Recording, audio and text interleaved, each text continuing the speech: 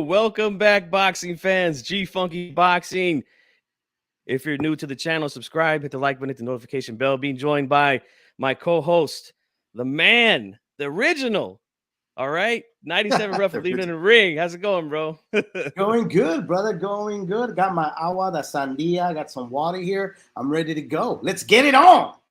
Yes, indeed. We are going to get it on. And ladies and gentlemen, it is my pleasure to introduce you to the manager of the Big Bang, Julie Zhang, and the son of the best damn referee that we've ever seen in this sport, my man, Mr. Terry Lane.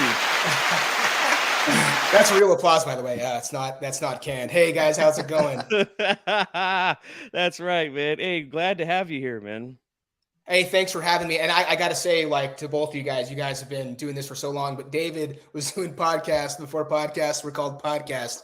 And shout out to you, man, for doing this from the beginning. But I appreciate it. Thank you guys. What's going on? Yeah. Oh, man, we're just glad to have you here, and we're ready to talk some boxing, man. And but first things first, man. All right. You know, I take pride in my prediction videos that I make here on my channel. All right. Now, going into Zhang's last fight, Dave and I did a show together, and we did a prediction on Joyce versus Zhang. And as you guys all know, we both picked Joyce to win that fight. So now that Terry's here, it's time for Dave and I to eat some crow. So here we go.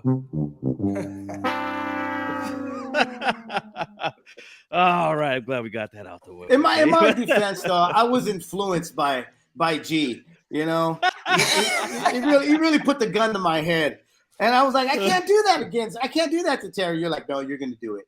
You're gonna do it. And I was like, all right, screw it. Well, it was you guys and everybody else. The only people who knew that we were gonna win was like us and our team. Our trainer, Sean George. I don't know how deep into the details you want to get into, but our contract with Matchroom was up, and the only way we were going to stay is if they could give us Joshua or White. And both of those guys clearly just didn't want to fight us. So I went to London in October, and I met with the Warrens in Queensberry, and they said, we're looking for a matchup for Joe Joyce and Daniel Dubois. Like, what do you feel? And I'm thinking, oh, Dubois is a good option. I go back to the U.S., meet with our team. Sean George says, hey, it's Joyce. I'm like, come again?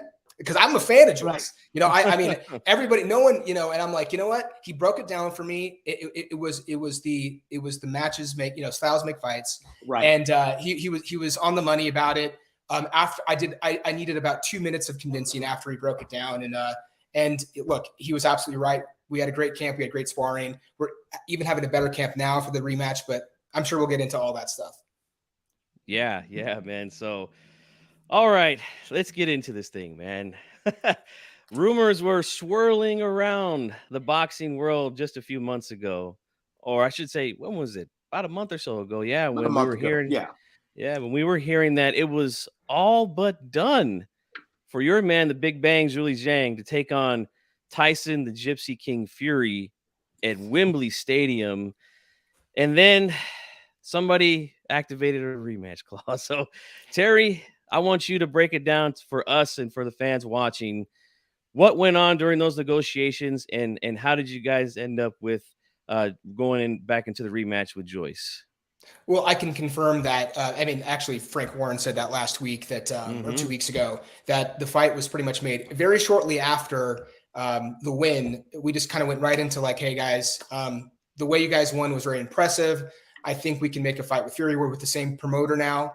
At the time, though, it was a little bit of a triangle here because Ruiz was also trying to get the Fury fight. I don't know if you remember that. And actually, during that time is when all those allegations came out from his ex-girlfriend, and he was asking for a crazy amount of money. And so it worked out that kind of in principle, we had an operative date in July. It would be very soon here, and we were in, and Tyson's side was in. The rematch, we didn't anticipate Joyce and his team activating the rematch clause, but they did. They had the right to.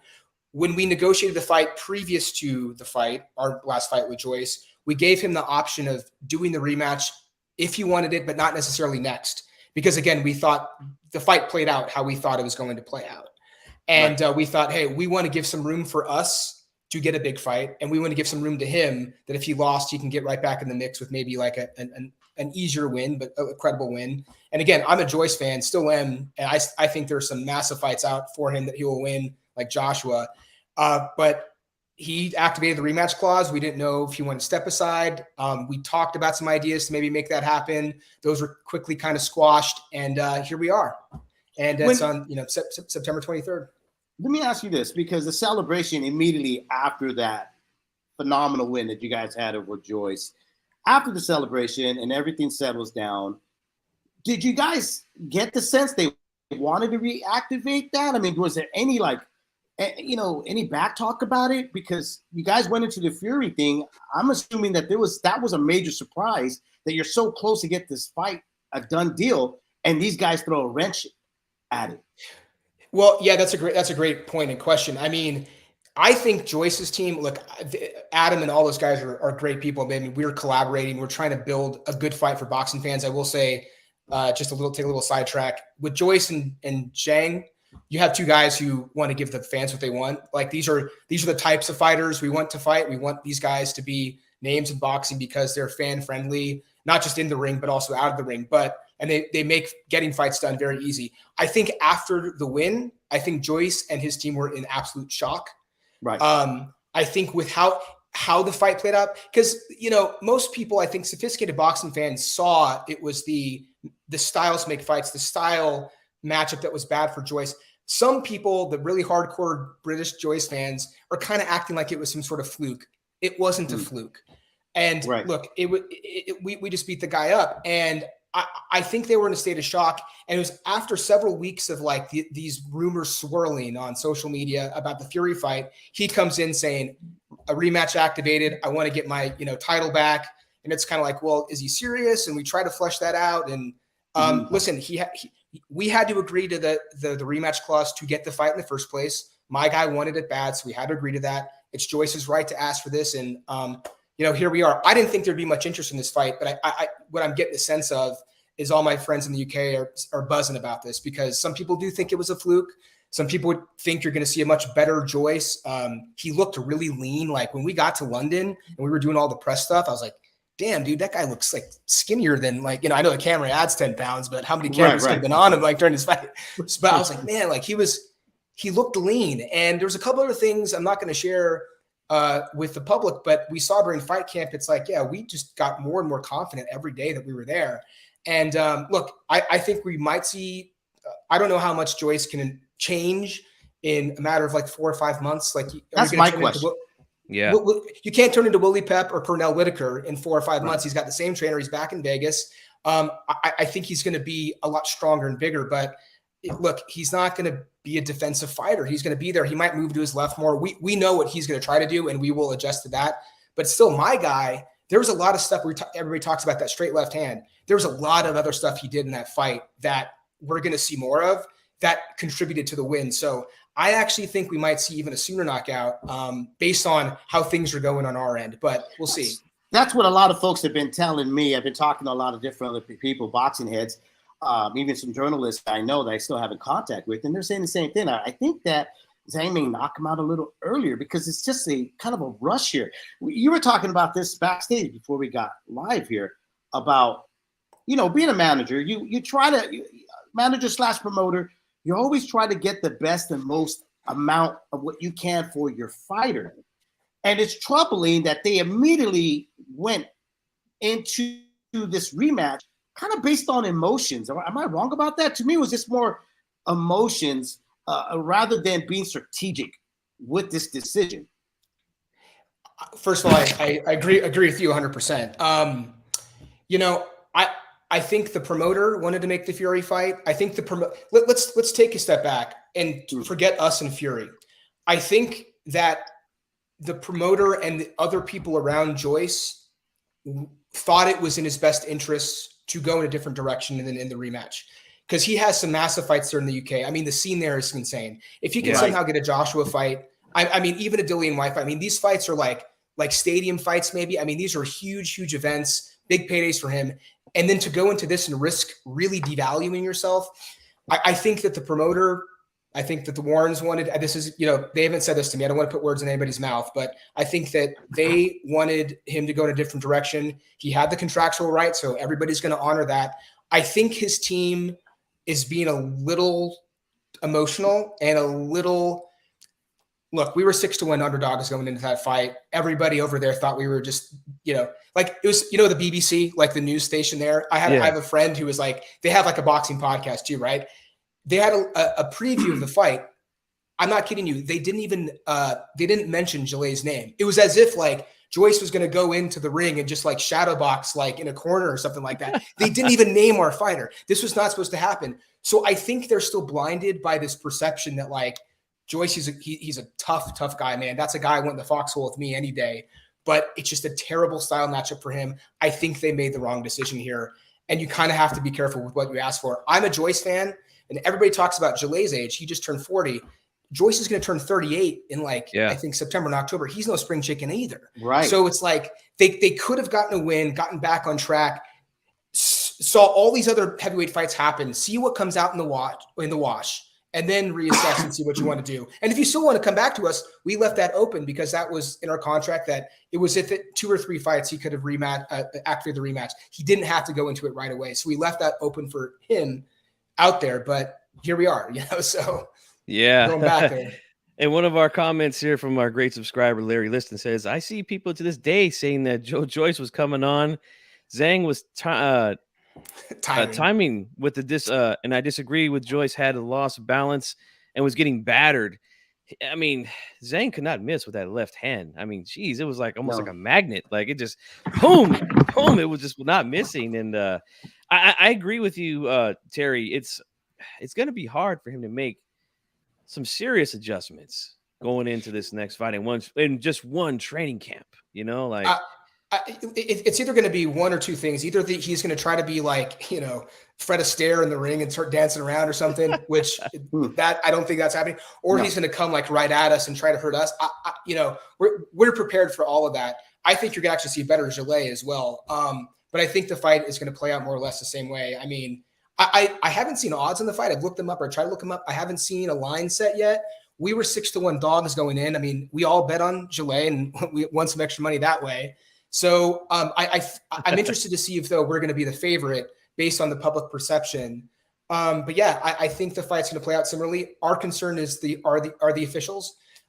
Look, it's heavyweight boxing. Anything can happen. I'm not going to be cocky. I don't want to I don't want to come off wrong here. Anything can happen. I've grown up around the sport my entire life. Crazy things happen. You have injuries, broken hands, headbutts, all sorts of things.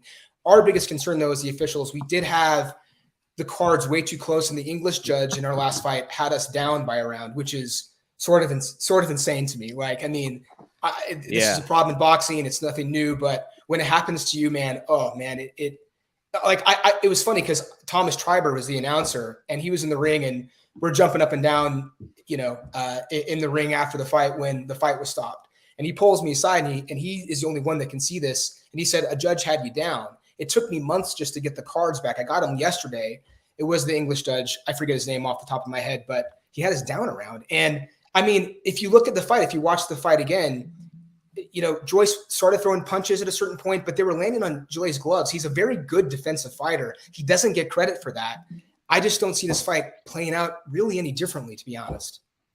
Yeah, and there's some odds right here. My man, Team Batman here says Joyce is a 5-4, Zhang is a 10-11. Wow. And speaking of odds, let me go back up and highlight this comment. My friend here from Warwick Radio, Joseph Heron, he actually made 5 large on you guys. Boy, way to go, my guy. Guy. So he made sure he goes, you're going to have Terry on. Make sure you tell him I'm up 5 large on his guy. I said, all right, no problem, man. Terry, we were talking about the last time, it's been a long time since we've seen each other and talked to each other. The last time you had a fighter that was an underdog as well in Reno, and he won, Jesse Brinkley. Against Curtis Stevens. Yeah. Curtis Stevens. Was it the same high for you with Zhang, or this one was a little bit more? Because I know the viewership was out of the roof with Zhang, the Big Bang. I mean, that's a great question. First of all, I would say it's the same high because the Brinkley thing happened earlier in my career, And those big wins you'll just never forget, you know. But like I gotta say, because first of all, like, and this is a whole other story. I never set out to be a manager in boxing. I was a promoter first and foremost. This Gillet coming to me, like advising and managing him, was kind of an accident. But I got to say, working with Gillet for the past few years, and I turned him pro. I actually brought him out to Nevada. He turned pro here. But like dealing with heavyweights is such a different ballgame. Like just the way that you get treated by the fans, the networks, the other people, it is so much different working with heavyweights. It's my first time working with a high profile heavyweight. And so I got to say that the win, look, when we won that fight, knowing that there's just going to be more big fights, like these mega fights, it kind of took a couple of days for it to sink in for me to be like, wow, this is like, we're in a crazy great position here. Like no matter what happens. Right. So yeah, I got to say it felt the same, but like, if I look back on it without my heart and with my head, with what happened on April 15th in London, like kind of put us all in a different stratosphere. Yeah, it was crazy to see that, man. Because Joyce was looking like he was living up to his name, the Juggernaut. He was looking indestructible, man. And, you know, those death by many left hands against your guy here, man. And here he is. He says, thank you, Zhang. Yes, indeed. And you know what? And you know what, G Funky, we talked about this, about how he really could eat shots. And he really kind of believed that hype as the Juggernaut. I could take as much punishment. I'm going to walk through any man. And we found out, could have walked through the Big Bang. That makes me question. The only adjustment that to me is reasonable at the moment for only having 4 or 6 weeks of, however long they're doing, is keeping his gloves up high. But as we all know this, if you don't do this repetitively and you haven't done the 2 fights in the past, I find it very hard to believe you're going to have that adjustment of protecting your face from a left hook. Going to be tough for sure. There's another, I'm going to answer this question. There are 3 fights left with Queensberry as of right now. Obviously, if you get big fights, if we get a Tyson fight, they might extend that, but 3 fights left. But I want to touch on that. There's another element too that, you know, you guys have been around boxing for a long time. You've covered it. You know it well. Not too many fighters can come back psychologically from a beating like that, especially when it was a big surprise. You know, Joe is he's a great guy. His family, his team, like I said, truly, I'm a Joyce fan. I'm not saying that facetiously. But like, we'll have to see if he can psychologically recover, because he took this horrible beating. His eye was completely closed. Thank God the orbital bone did not break. Yeah. But when he feels the power again, because he will, how will he respond? And we're going to see what Joe Joyce is made of kind of in between the years as much as anything else. I was saying this, now I'm not making any suggestions here, Terry, all right? But I was saying in my head, and I was speaking to some people behind the scenes, that because Joyce is such a bad fighter defensively and your guy is so sharp with those left hands, he's a southpaw. I was thinking, like, I was telling some people behind the scenes, I'm like, do you think that they might just let him go early and just try to get him out of there? I'm not making no suggestions here, but he is such a hittable fighter, you know, and credit to him. He's in great condition. He's been able to take him, but you guys did rock him earlier in that fight. And again, the eye swelled up. So yeah, I'm looking forward to this rematch. I really want to see how he does respond to There's a lot of things that circles around him. Yeah, there's a lot of things that are circling around Joyce. You know, mentally, like you just mentioned, Terry, is he going to be prepared? But how about physically, like you mentioned right now? In boxing, it's better to get knocked out quick than to take a long beating for several rounds. And he took quite a beating in numerous rounds. He did. And, you know, again, people, his hardcore fans think it was kind of a fluke. It wasn't like one shot landed from out in the bleachers and like put him. It wasn't like what's the example, like Lennox Lewis and the guy from Baltimore, like in that first fight where Rockman, right? Like that's not what happened here. It was the style that caused the eye to close, because, you know, and again, I don't see anything changing that. So look, I'm going to leave. I know a little bit about the game plan. I'm going to leave that up to Sean George, but there's other things that we did in the first fight that I would like to see more of, that I think would get the job done quicker. But, you know, there is a bunch of drama, kind of, especially over there in the UK. I mean, Joyce is a beloved guy, and he was right there with the big fighters, and he and his team strongly believe that they're going to get the title back and be right in the mix and be the mandatory again. And look, they believe that, but again, I like you, Dave, like you said earlier, I think, are they thinking with their hearts or with their heads? I'm not sure. Man, we got some great questions coming in from the chat. Larry Liston here says, how does Terry think Zhang would do in a fight against Usyk? He says he actually thinks style-wise that's a good fight for Zhang. What do you say to that, Terry? We have the utmost respect for Usyk. I think look, I see the guy in the gym not every day, but I see him every week. I see the sparring. Usyk presents some problems for Gillet. I'm going to be very honest. But again, there are certain things that Gillet does that he does not get enough credit for.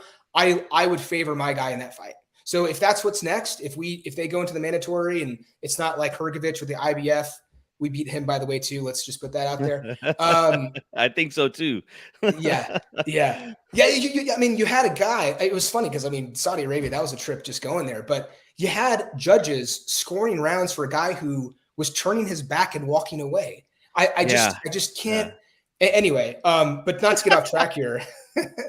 So I'm paranoid about judges now. Like, I mean, I know it's been a problem and it's lost the trust of a lot of the public, but like, we are genuinely concerned about that going into this fight again. I mean, I forgot the original question, but sorry for the rant. No, he was just, asking about the style matchup between Zhang and Usyk. Here's another question here. Pound for Pound Jack says, does China have a national broadcasting system for Zhang fights, which is free to air, or can promoters like Frank Warren negotiate with Chinese TV to get money? I know he mentioned something about that, the 14 million who did watch this fight with Joyce in China. Frank Warren, that is, did mention something about that. But do you know anything about that, Terry? Yeah, actually, we handle that. We own the rights to China, which sounds cool. It sounds much cooler than it is. Actually, here's a problem. Gosh, I hope the CC, the Chinese Communist Party doesn't shut me down. But so China is very tricky to do business in. It's very, very tricky. So we did a deal with the TikTok in China, and it was a small pay-per-view. It was like, I think it was like $1, $2 US. But like, the problem with China, and it's been this way for boxing historically, you ask Aram, you can ask anybody who's ever, ask Eddie Hearn. They know this. It gets pirated no matter where you put the fight. And there's very little you can do. The actual count of views was around 60 million for the fight at 5 in the morning, but like a fraction of that actually paid. So this is where I have a team there that's working on this. We're trying to get like big sponsors involved because the eyeballs are there, but they're just not paying for the fights. There's too many ways around it. There's a company called Penguin, and that's what they do. They just, whether it's like the NBA or WWE or boxing, they'll steal the feed. And there's just not a lot, but it doesn't hurt Frank Warren. It hurts us because we have the rights to it. But that's a big problem, man. And I truly believe that's why we're seeing fights like Paul versus Diaz or Fury versus Ngannou, and we're going to talk about that here shortly. We have another question here from my guy Warwick Radio. He does a show with Ronnie Shields, and he mentioned after the Hrgovic fight, he says, can Terry expound and explain the glove situation before the Hrgovic bout? He was talking about, I guess there was some problem with weighing some of the gloves or something over there. Do you know anything about that? So I was there for some of this, but you got to ask Ronnie because he's the one who made the issue. And I mean, I love Ronnie. We actually shared one segment of flights back we connected in Istanbul. So we kind of were chilling in the airport beforehand, but like, I don't know what the issue was. Like, there was no issue. We had our gloves that we've used that were in the contract. And I think if I remember correctly, he thought they looked manipulated. They weren't. I don't know. He had some issue. It got resolved. I think Ronnie didn't make any friends after the weigh-in because I mean, Sean Palmer, my friend at Matchroom, somehow resolved this, but I don't even really know what his issue was, but ask Ronnie Shields. Yeah, that's definitely something. I know he had spoke about it when he came back and did a show. I think it was about a week after the fight. But since we're talking about Saudi and you fought over there when you fought Hrgovic, I want to ask you, what is it like there dealing with all this type of stuff, pre-fight weigh-ins, glove selections? Is it similar to like, the UK, United States, or is it a little bit different there? They're getting very involved in boxing. So they're kind of finding their own feet. But what they do is they bring officials from the US and from the UK and Europe. Because it's actually not that far for to fly these guys in. So they have their own kind of commission, but basically all of the officials are foreign. Mm-hmm. Okay. Yeah, I always wondered about that because like Saudi Arabia is like really, really like a brand new place for boxing. And Yeah. we all know how much crazy stuff can go on behind the scenes prior to a fight, especially the week of. Another question here. You guys are asking some good questions here in the chat. They want to know if you can guarantee or get a large site fee from a place like Macau for a Fury fight. And he just says, I remember Aram managed something like that with Pacquiao. Yes, Pacquiao did have a lot of fights there in Macau. Is that a possibility? It is a possibility, and I just don't want to bore your listeners, but doing business in China is always a moving target. We explored China for the possible Fury fight and even for this fight, and everybody kind of concluded there were just too many risks there. And Joyce is such a draw still in the UK that it's going back there, but we made a pretty solid effort to make that happen.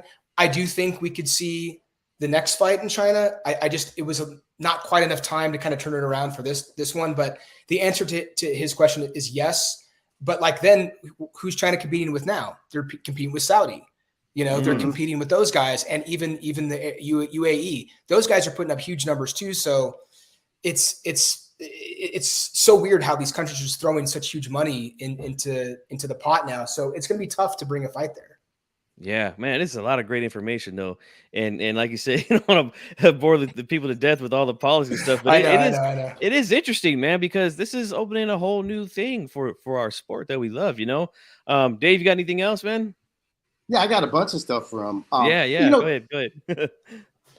Terry, what always fascinated me with you and your family, with Tommy, your dad, is Tommy back when he was younger and yourself, you guys used to imitate pro wrestlers, and I was reading about that. And you guys, your brother used to make fake contracts and have his friends sign them in order to participate, and then you guys would charge. Did you guys kind of know at an early age this is the route that you guys were going to get into? Man, I wish my brother was here because that was a lot of him. But that's all true. That's all. I can confirm all that. I think his name of his company was the WWW. It was like World Wild Wrestling or something. I think that I thought I was going to be involved in some sort of entertainment, and in a way I am. This is sports entertainment. So right. But I think my brother, who's 4 years younger than me, he has just a much better sense than I do for business. His boxing mind, his boxing IQ is 10 times better than mine. And so I think Tommy always knew. I actually kind of feel like I work for him. He's like my boss. We're partners, but and he's like my baby brother. So it's kind of weird dynamic, but I think he knew. He knew. I know that you went to New York University and you got your degree from media, and then you even got into some acting. You got on some non-Broadway shows, right? I did. Yeah. So was this like the fight? Were you fighting a way to get away from the family business? You didn't really want to participate, but it just pulled you and sucked you in? Yeah, I got to say, my both parents were just they encouraged us both to find our interest and go out and explore. I never once did my dad or mom try to direct us in any sort of direction. So I had a lot of phases in my life. I thought I was going to be a professional poker player. I thought I was going to be an actor. I actually did some sketch comedy writing at UCB recently. And that was super fun. But I have all these weird interests and hobbies. But boxing is kind of like a drug, man. If the bug bites you, you're a lifer, right. Absolutely. But I got to say, I got to be honest. After there was a period of time that I was really disenchanted with the sport, and I really wanted out, and it was really, I found it was kind of scary. It was really hard to kind of get out of it, it really was. But at that time is when Gillet and then his Meng Fan Long, another fighter I represent in China, came, and they were like, "Hey guys, we need help." And then this started going. So. Look, I don't know if I believe in fate, but things kind of happened at kind of how they were supposed to happen. I think I don't know. Right, because great. I remember reading and the Savannah, I believe it was. And your quote was, going into the business, I knew there were certain things I'd have to deal with, play the game, like the corruption with sanctioning bodies. And when you took I thought you had took a long break, but you were still behind the scenes. What's kept you in to play the game, I guess? What's kept me in it is I have a very, very good answer for you. It's Tommy, my brother. Like he kept me in it. If it weren't for Tommy, I don't know if we'd be talking right now, he just, we had a couple of very long talks when I was very down with boxing. I was just unhappy with the sport. And we had some very bad things happen to us with business. We got screwed over by some serious people. And I was like, I just was done with it, man. I was done with it. But it was Tommy who he kept the dream alive, and he was the guy who took the small steps to keep it going. And then here we are, so I got to give him all the credit. I do. Yeah. Cause I was going to ask you this. This is what I've always was very curious. Cause when I met you guys were really, really young. I've always wondered, because of the name, I know automatically you guys were going to get the respect because your name was just so infamous, Lane, the Lane brothers. But how long did it take? I mean, or was it on that? I might be, off on this, but I imagine that you were introduced into the business and you automatically would look like, hey, it's the Lane brothers, it's Mills kids, but we're not going to take them too serious. Did that happen, or will you automatically accept it as equals in the business game? So that's a great question, because the confluence of events of when my dad had the TV show, I got the Celebrity Deathmatch guy right there, by the way. Yeah. That's one of the original Clay. Yeah, that's great. So when my dad had the TV show, he was also promoter. I don't know if people remember this. He was actually Let's Get It On Promotions, the first form of it. They were co-promoters with the Barrera Hamed fight. My dad and his company, his partner, Tony Holden, who still promotes shows, they had the American rights to Prince Nassim Hamed. And so my dad's partnership with Tony Holden, he was a promoter. He brought shows to Reno, Oklahoma. They had the big Barrera fight, which our guy didn't win that fight. But that was when I was in high school. My dad had the stroke my freshman year of high school, and that wiped him out. All the projects, all the promoting, all the TV stuff was done. So in college, it was kind of like me and my brother. I can't believe we were so stupidly young. I don't even know how we did this. We were kind of like, hey, maybe we should do Let's Get On Promotions again and try doing a show. I graduated, and we did a show within 2 years of me graduating, or less than that. And when we were doing shows, Tommy was still in Hofstra, stepping out of class, doing calls, making fights. It was really crazy. It was kind of like, hey, let's just try this. I think my dad's name, my dad didn't participate in it at all because he couldn't. He was sick. He was disabled because of the stroke. So while his name might have opened some doors and brought us some attention, Tommy and I learned the hard way. We took all of our lumps, man. We did everything from putting chairs down to building the ring and we were in those positions where the tickets weren't selling. It was the day of the weigh-in. The gate total, the kitty was not higher than the purses you had to pay the next day. I mean, we've had our back against the wall a few times, so we had to really struggle through it. And then the Brinkley stuff came, and then we had some momentum. And really, this business is all about luck. But I'd like to, obviously, my dad's name has helped. I just feel like my dad is just so up here, and I'm just, if I can be 1/20th of that man, I will. That's a huge success for me. So I don't know where I'm going with this, but it's obviously I'm here in boxing because of him, but I'd like to think that me and Tommy's work kind of kept us in it. Yeah, man. Right. And I'm glad that we brought up your dad, because I want to ask some questions about him too. Because your dad, the great Mills Lane, is, in my opinion, he's up there, Mount Rushmore of the best referees in this sport, man. But I got to ask you this, man. Where did this come from, if you know? Let's get on. Where did that come from? Do you know anything about that, or is it just something he just kind of came up on the fly? He said, so this is his story, because I've heard him tell this story a bunch of times. He said that his first big assignment, dude, my dad was doing refereeing fights back in the fucking 60s. I'm sorry if I can't curse. Back in the 60s. Yeah. Okay, back in the fucking 60s. He was refereeing Carl Bobo Olsen, here in Reno. And actually, my dad had a pro fighting career where his refereeing and pro fight career actually overlapped, which is it's a crazy thing that no one really knows about. But he was fighting and refereeing kind of at the same time at one point in time. But his first big assignment was Holmes Cooney in 1982. I had not been born yet. And like some guy was saying like, well, this is such a big fight. Some journalist was asking him, it's such a big fight. Before the fight, I feel like you should say something. What are you going to say? And he said, I'm just going to say, let's get it on. And I said, I've asked my dad, did you get that from the Marvin Gaye song? Like, where, like, it's such a, is this like a porno thing? Like what? And he said, no, he just came up with it. So, I mean, I wish there was a better story behind it, but that's all I've been told in my life. There's a great question in the chat room right now. G-Funk, you got to ask it. From Bruce Goes Boxing, Jazz, and more. Because I wanted to ask that too. Says, can you ask Terry about the finger on the nose? I was going to do that next. Where did that come from?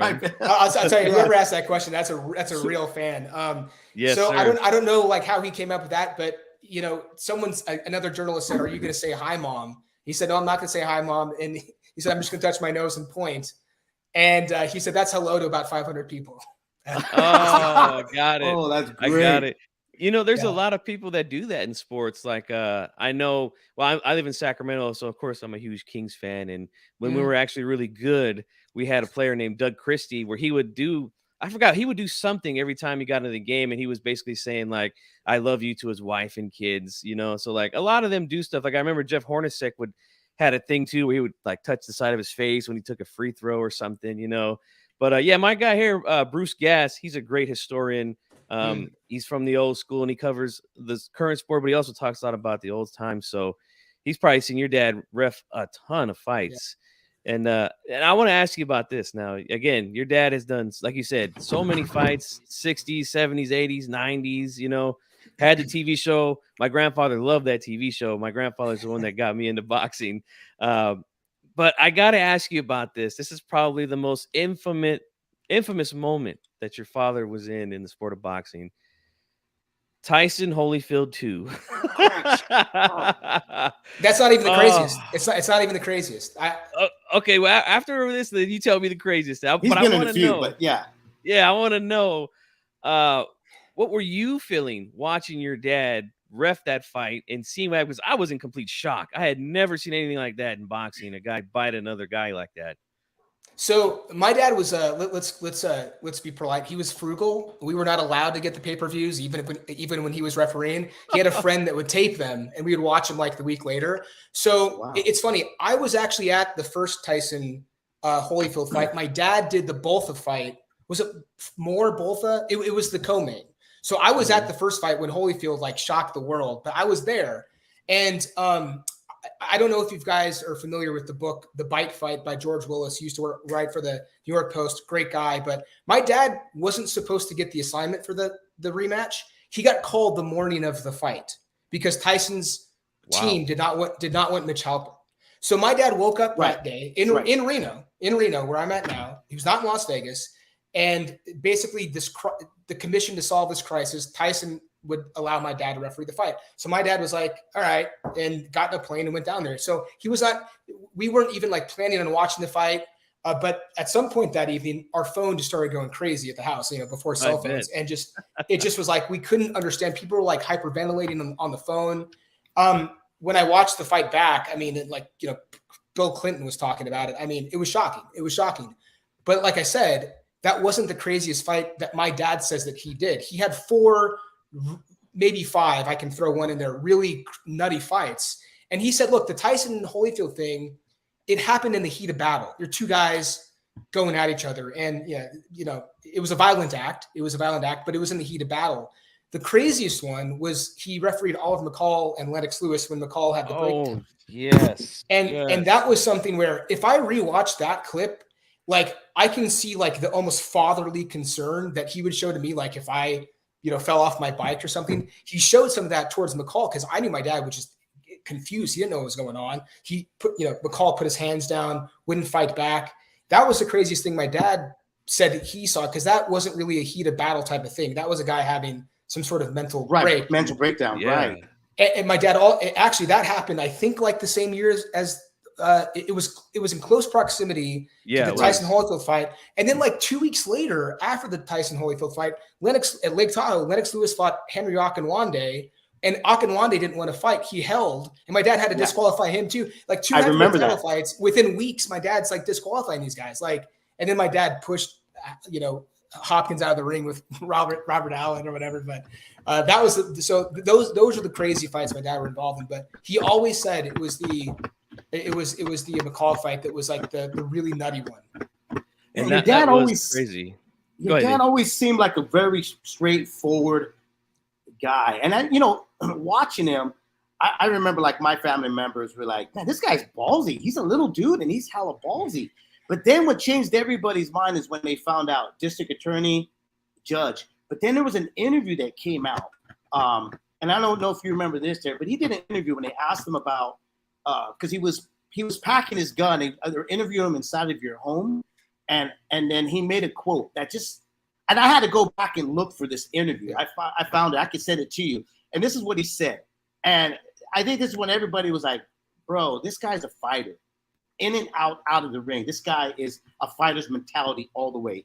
He said this about his gun. He goes, I hope I never have to use it. But I'm never going to run away from a son of a bitch. If I can't whip him, or if he's bigger than me, or if there's more than one, I'd say, you want a piece of me, or you want to get with me, brother? You better make sure you get your first shot the best, because there ain't gonna get any more after that.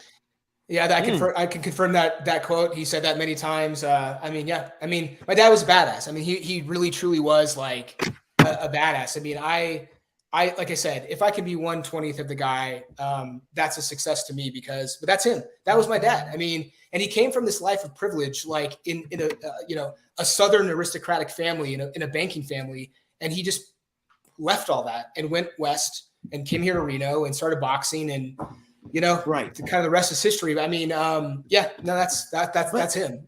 You know what? It just gets me. He was a district attorney. He was going after all these. I mean, he tried a lot of cases of murders that happened. Let me ask you this: did he ever? I know he would talk to you guys about boxing and his experience with all of that. But did he ever talk to you about a case that maybe haunted him, that they never solved, or it bothered him a lot? Did he ever get into that mix of things about his life? He wouldn't talk a lot about the case stuff. So we in Nevada, we elect our district attorneys in the counties. So he won, he was a DA. He won that election when I was born. 2 terms of that, and then he became a district court judge. But like when he was a judge, and this is the thing, my dad, he was a badass. He was a hard ass. He was undefeated in murder convictions. Sent a few people to the chair. And they had it coming. Right. So but like there was this compassionate side to my dad that only like my family got to see. In chambers when he was a judge, I saw him twice. I was physically there as a kid, where he had a ruling, and there were people crying and very upset in the courtroom. He had this ruling. It was very fair. It was per the law. He would then get the court reporter to come back in his chambers. It wasn't like secret because it was all in record. And then he would he would show this compassion to people who really probably deserved it. And I mean, like, if when my dad was a judge and you came in front of him in a courtroom and you didn't want to go to jail, but you were looking at jail time, if you agreed to go into the military, you go in the military, you're not going to jail. So my dad was a Marine, Semper Fi, right. And he would send people to the Marine Corps he sent a lot of people there. Well, it was their choice, jail or Marine Corps. What do they choose? But we get letters to this day about people who are like, I was in front of your dad. God, he saved my life. Another funny thing, when he was a DA, he put this guy in prison for a long time. This guy just had this respect for my dad. The belt buckle he wore for virtually all the fights he refereed was made by this guy in prison that he put in prison. My dad wore that belt buckle for all the fights he refereed. Wow. And Rich Murata for the Nevada Boxing Hall of Fame, we gave it to them for a bit, but I have it back now because they don't have a place to put it. But I mean, my dad just had the side to him where he was extremely compassionate. I mean, I can tell you as a father, he was tough, but he was fair, and God, man, he was a loving guy. And just, it's a side that people didn't get to see, unfortunately. Did you ever get the shoes back? Because I know you guys. I know the shoes were donated to the museum as well. The shoes that you would put on. I think they're in Georgia still. The Georgia Sports Hall of Fame. Right. I think we gave them to those guys. I think they have them. Oh, okay. I want to ask this now about your father, because I mean, I remember just watching him, hearing him speak, especially after the whole incident with Holyfield and Tyson. He was just very just straightforward, blunt. He even got mad at one of the reporters, I think, for asking him something about why did you stop the fight? And he's like, well, he beat him twice, like so. But he just reminded me so much of my grandfather, because my grandfather's from the same era. I mean, these guys are old school, man, all the way. Yeah. But I want to know, since he was like that, what were his thoughts on the whole celebrity deathmatch thing and then using his likeness to referee the claymation fights, Well, I mean, it was very simple. They paid him well. I mean, yeah. I mean, like he said this when they cut him the check. Let's get it on. Yeah, exactly. He had this funny saying. He was like, "Well, son, I can't afford not to do it," because they were just like paying him so well. He would record if he wasn't in New York with the show. Like he'd be in some studio here on the phone with MTV. He had the script in front of him, and it was his voice for a long time. And again, all up until the stroke. It was so crazy, guys. Like at this time when the stroke happened, it was April 1st of 2002. He had so many balls in the air, so many great things happening. The promotion, the TV show, celebrity deathmatch. And then it was just like, everything was gone, man. It's something I can't still make sense of. And it's just, he got a raw deal. He got a really raw deal. Right. Yeah. That's how life is sometimes, man. But your father was definitely a great man. And like I said, in my opinion, and I'm sure a lot of boxing fans out there, Mount Rushmore of referees, Mills Lane has got to be on there, man. Oh, yeah. No doubt about it. Appreciate that. Yeah, definitely. Let me ask you, when you're bringing up the stroke and everything, your mom is a phenomenal woman too. How much of adjustment, how difficult and hard was it for her to make these adjustments for your father? I mean, she's an angel. I'm actually here at their house right now. She took care of him. My dad didn't see one day in a care home. She took care of him. Tommy and I did help when we could, and we had a schedule where we could allow that. We were in school at the time, but gosh, man, it just, when he first had the stroke, it was a bad stroke. It was a bad one. Right. And like the doctors here in the ER said, you're looking at, 5 years he'll survive. And, he just passed away December 6th, this past December. And so it was like, okay, that's 21 and a half years. That just was my dad. The sad thing, I can't sugarcoat this, but for him, he was a prisoner in his own body. He couldn't speak. It was just awful. But my mom just stepped up. And I mean, I'm glad to say that me and my brother, we saw a true love story in our lives with our parents. I mean, you don't know love until you see love like that. I mean, it was the most incredible thing, but wow. Yeah, man. I mean, shout out to Kay Lane. Thanks for my hair, Mom, because my dad I wouldn't have it. But, oh man. But you know what? All jokes aside, man. I could kind of relate to that, man, because my daughter at birth had a stroke, and now because of that, she has cerebral palsy. But it's not easy, especially at first. When you're thrown into something like that. But when you, like you said, man, when you have that love for someone, it just does something. Like it gives you an adrenaline, and you just get in there and you just do what you got to do, man. And God bless your mother, for taking. So care of your are you and your family, you're caretakers? I mean, you're obviously caretakers. I mean, it's this idea of caretaker, right? I don't know if I can look at some books or something, but I want to kind of look back on this time now, because it just ended, of my mom being a caretaker, and you go through it with your family. It's a concept, I think, that you can't understand unless you're in it, and you're in it. But it's my mom though, has a new lease on life now. I mean, she was at the Gillet fight. She was at the Zhang fight. She's coming again. She could never do that. She could never do that before. She couldn't even come to the fights in Reno because my dad was here. I mean, I saw that on Instagram. You did mention this is the first time your mom and all you guys were together. Right. It's crazy. So my dad dies on December 6th, and then this fight gets made. I turned 40 3 days before the fight. So it was, my mom was there, all these family friends were there. We had this horrible thing happen. And then all this great stuff is happening too. And life is like that. You just got to take the ebbs and flows and the good with the bad. But it is kind of we all have a new lease on life now. But I'd like to think that, I don't know what you guys believe, and I don't even know what I believe, but that was for him. I don't know if he had played a part in it. I don't know if he's looking after us moving forward. But, listen, everything I do, we're not going to do anything to dishonor that name, for sure.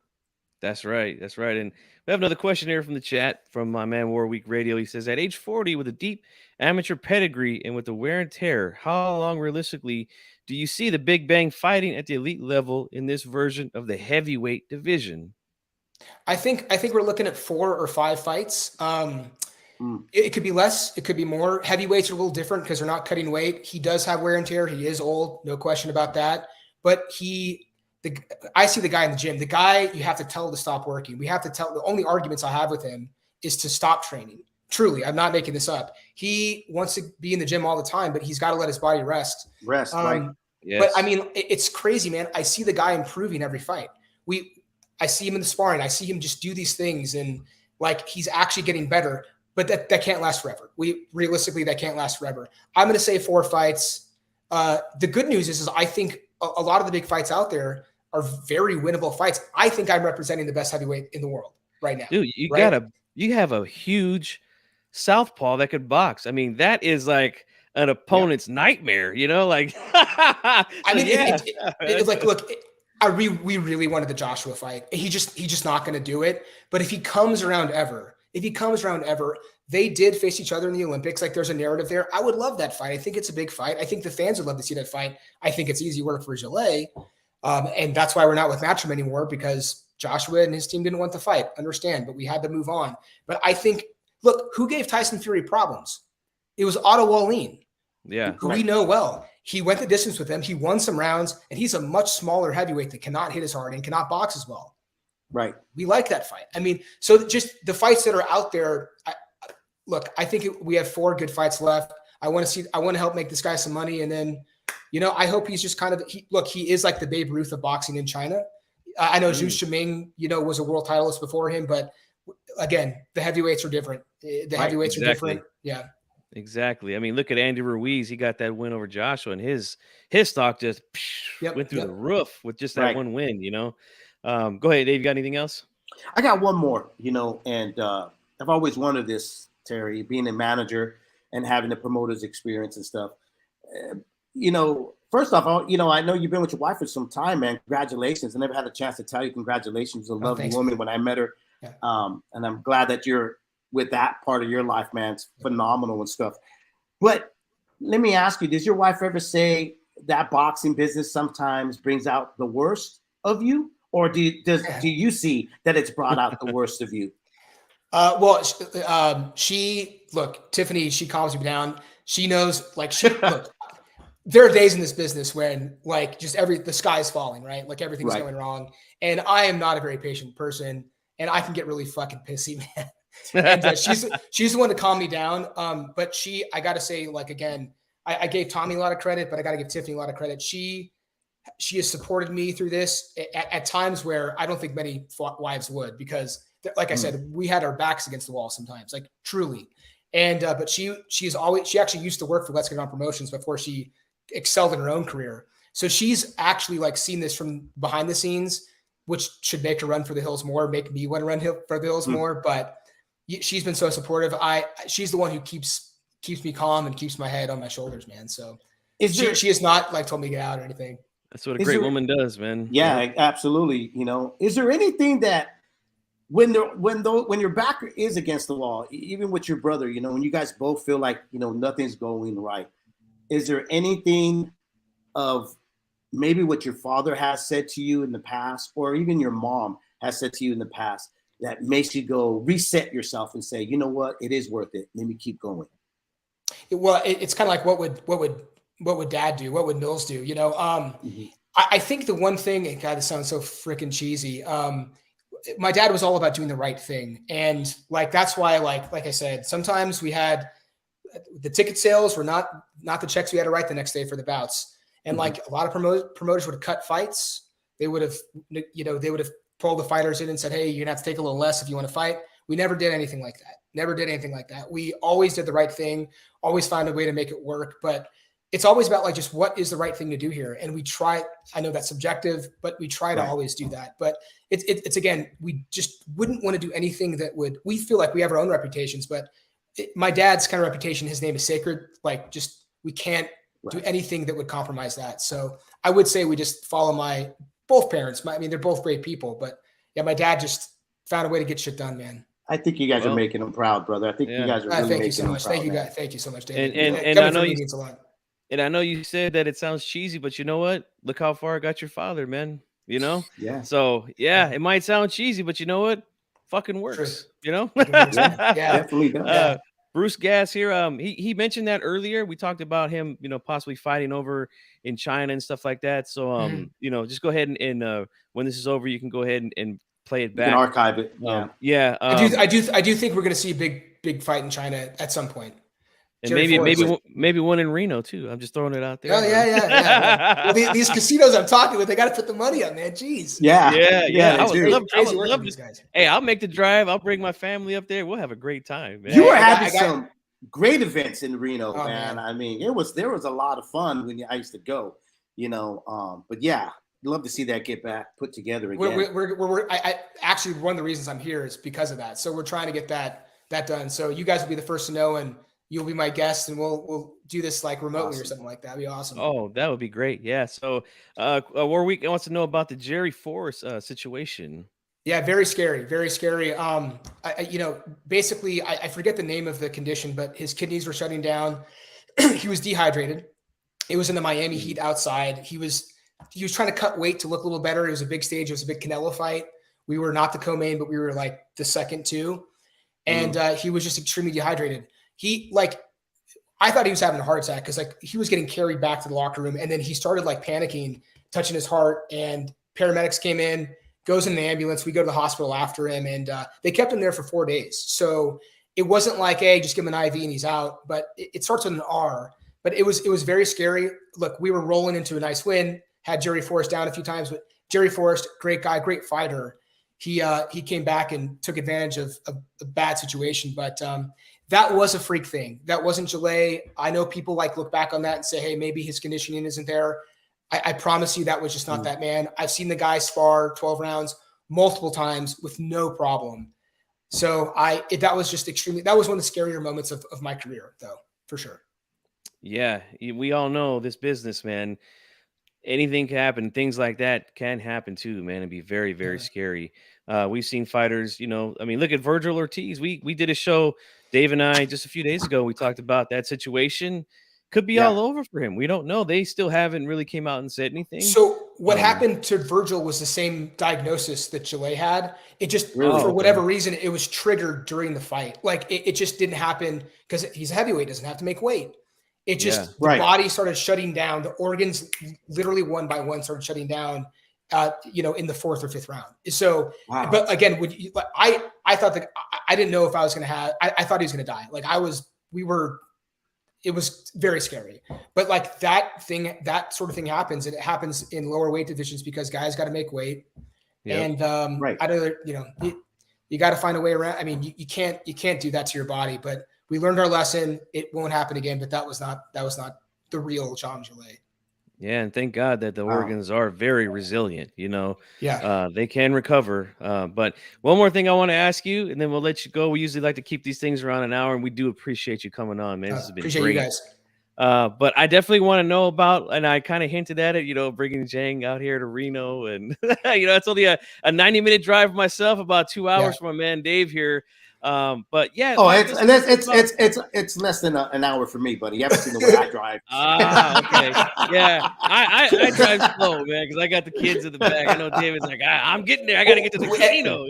Well, what if it's in February? We had a winter like we had last time. I don't know if anybody's getting anywhere. Hey, jet skis, buddy. I'm on them. There you go. Yeah.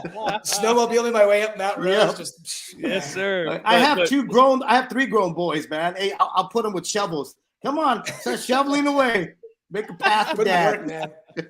But talk a little bit about if there's going to be guys going to be doing anything there anytime soon, or because I'm always looking to go to these regional shows. I love them, and some of the best fights you'll ever see. Yeah. You did mention that, G Yeah. Funky. So I mean, like we just had our last show we did here was in October of 2019 before the pandemic. Pandemic like wiped. The casinos even wouldn't touch any live events for like 2 years. So now we're getting back into it. We've had so many close calls where we work with a lot of promoters. They have the TV dates or the TV calls us, and we just can't sync up the TV date with the venue. Now we don't have to have TV, but like in this day and age, you like a little extra cash, you can make the fights you want to make. We're working hard to make a fight here by the end of the year. There's a lot of fighters in your area, a lot of fighters here in Reno too that just got to get active. So we want to see that. Reno's a great boxing town, and we want to see this kind of continue. So I'm going to work my ass off to make it happen, man. But like, I mean, at one point in time, we were doing like 6-7 shows a year, and I'd like to see that again. Yeah, I remember there was every now and then I would see an ESPN card from Reno and stuff like that. So yeah, it'd be great to see that happen again, Terry. Let's get it on. I would love to see that. You say better than I do, man. I don't have the pipes right. Hey, but yeah, thank you so much for your time, Terry. This has been great. And yeah, we look forward to that rematch in September, the Big Bang versus the Juggernaut. I mean, that sounds great, doesn't it? That just sells itself, It's not going to be boring. You don't have to worry about this fight being boring. So there's a lot of drama. Check it out. You guys are awesome. Thank you for having me, and we'll try to get you guys out here to Reno for a show, hopefully. It was great talking to you, Terry, again, man. I'll speak to you soon again, brother. You guys are awesome. Peace. Thank you, guys. Thank you, Terry. Thank you so much for your time, man. That was Terry Lane, guys. Give him a hand on the way out. Appreciate you. Oh, I'm sorry. Were you saying something? I'm sorry. Oh, man. No, I was like, it's a real audience. It's not canned. It's real. That's real people. Yeah, that's right. That's right. All right, guys. Man. I'm jumping off. You guys are awesome. Thanks. You too, brother. Thank you. Wow. Well, we finally got him. Finally got him on, and it took a little back and forth texting and getting that all situated, but we got him on. But you know what? It was worth it, man, because like you said, they were at the goal line with the Fury fight. Yeah, it and was right during there, I don't know if you remember this. During that time, we were talking to him. Remember, we were going back and forth, and he was like, "Hey, I'm almost close. Why don't we?" Because he was going to be on immediately after. We were hoping he was going to break something, right here with us. and he wanted to. Remember, he was like, "Hey, let's hold on, because I might have some really great news." And then I think within that week, we heard that the rematch was going to be in effect. So that threw definitely a curveball in the game plans and stuff. So, but man, finally got him on, and it was great. Yeah, and I look forward to that fight because the fight was good, even though there was a clear winner, and he was winning just about every round. But heavyweights, there's a lot of punches being thrown. So yeah, that's a fight I'm definitely looking forward to in the fall. Just before the Canelo Alvarez fight with Jermell Charlo. All of you guys there, Bruce Gass says a hell of an interview. Appreciate that, man. Same thing from Warwick Radio and Larry Listen. Thank all you guys for being here. You guys are asking some tremendous questions in the chat. That's why I love our audience, Dave. They know it up here, man. They know boxing up here, man. This is not absolutely. Yeah, this is not like that's what the keeps soap you opera sharp. Channels. Right. That's what keeps everybody sharp is like the finger salute. I had that written down, and I saw it. I was like, you know what? Let's give it to Bruce. Yeah, Bruce asked that question. I was gonna do that right after, but hey, great minds think alike, and rest in peace to Mills Lane. Like I said, man, Mount Rushmore of referees, man. That guy was fantastic. So I had so much other stuff to talk to him about his father, and even other like historical fights that his father was involved. But we, like you said, we like to try to keep it within the hour, so the audience and even our guest doesn't get kind of bored. And then we'll have some more to talk about when we bring them back on. Absolutely. Or we'll be live at the casino, man, because I'm ready to, ready to throw down. I'm ready to throw some shit down on the tables out there. All right. I'm telling you, and this is no lie. Their events were hella fun. I had a blast every time I went out to their events. And even when Jesse Brinkley got the upset over Curtis Stevens, the after party was phenomenal. It was great. And Terry and Tommy, the Lane boys, they're just really all great people. Fun to talk to. Guys are complete boxing heads, and they're not afraid to talk about anything that's involved in the sport, man. And very, very accommodating. That's one thing about them. It almost makes you go like, I can't believe these guys are boxing guys. Yep. Yep. And you guys out there, this is why we bring people like Terry on that are in the business. Okay. So if you hear nonsense going on out there about negotiations or whatnot between these two and Fury, reference this interview, guys. We got it from him himself. All right. So, Dave, any parting shots here for the live chat, man? No, I don't. Well, thanks for joining me, man. Appreciate, I always appreciate doing work with you, man. It's always fun. Absolutely, brother. And all you guys in the chat, thank you all for being here live. Make sure you follow my guy here at Leave It in the Ring on Twitter, right? That's how it is, at Leave It in the Ring. I am just so used to leave it in the ring. Just leave it in the ring. Anywhere you can find me on Instagram, TikTok, Twitter, YouTube. Email is leaveitinthering@gmail.com if you have any questions or you just want to chop it up, talk some boxing. I'll be around. If not, you can always find me here at G Funky, and enjoy your guys' weekend. Don't spill your beer don't drink and drive because you will spill your beer. There you go. And it's going to be a hot one here where we're at, guys. Triple digits all the way till Monday, starting tomorrow. So, I'm going to be in the pool all weekend, guys, enjoying the fights, watching them from there. So we'll see you guys on the next one. For my co-host, 97 Rough Leaving the Ring, this is G Funky Boxing. We're out of here. We'll see you guys on the next one.